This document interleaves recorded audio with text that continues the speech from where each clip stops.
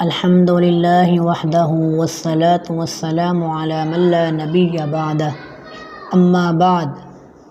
دوستو اور بھائیو، اسلام نے مسلمانوں کو دنیا کے ہر کام میں انسان کو رہنمائی دی ہے۔ مسلمان عورت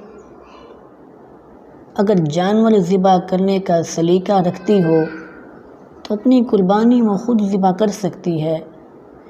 امام بخاری صحیح البخاری میں ایک حدیث لائے ہیں کہ ابو موسیٰ اشعری رضی اللہ تعالی عنہ نے اپنی بیٹیوں کو حکم دیا کہ وہ اپنی قربانیاں خود ذبح کریں۔ علامہ عینی رحمہ اللہ بیان فرماتے ہیں کہ اس حدیث میں دلیل ہے کہ اگر عورتیں جب اچھی طرح ذبح کر سکتی ہوں تو وہ اپنی قربانیاں خود ذبح کر سکتی ہیں، تو اس میں کوئی ملال نہیں۔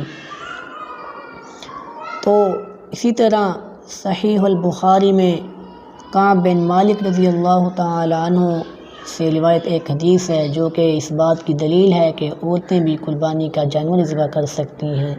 کعب رضی اللہ تعالی عنہ بیان فرماتے ہیں کہ ایک عورت نے پتھر کے ساتھ ایک بکری کو ذبح کیا۔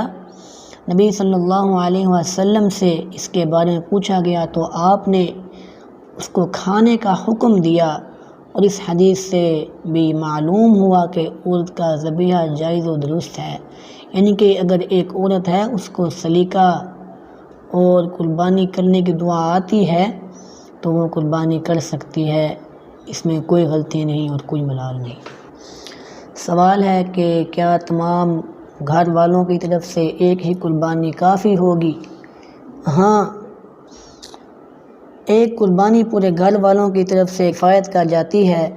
عطا بن یسار رحمہ اللہ کہتے ہیں کہ میں نے ابو ایوب انصاری رضی اللہ تعالی عنہ سے سوال کیا کہ رسول اللہ صلی اللہ علیہ وسلم کے زمانے میں قربانی کیسی ہوتی تھی، تو اس پر انہوں نے فرمایا کہ نبی کریم صلی اللہ علیہ وسلم کے زمانے میں آدمی اپنی طرف سے اور اپنے گھر والوں کی طرف سے صرف ایک ہی قربانی کرتا تھا، اور اس سے یہ ثابت ہوا کہ پورے گھر کی طرف سے صرف ایک ہی قربانی کی جائے گی، نہ کہ جتنے گھر کے افراد ہیں، اگر ایک گھر کے افراد 25 ہیں یا 6 ہیں یا 10 ہیں، جتنے بھی ہوں گے اتنی ہی قربانیاں کی جائیں گی، بلکہ نہیں، پورے گھر کی طرف سے ایک ہی قربانی کی جائے گی۔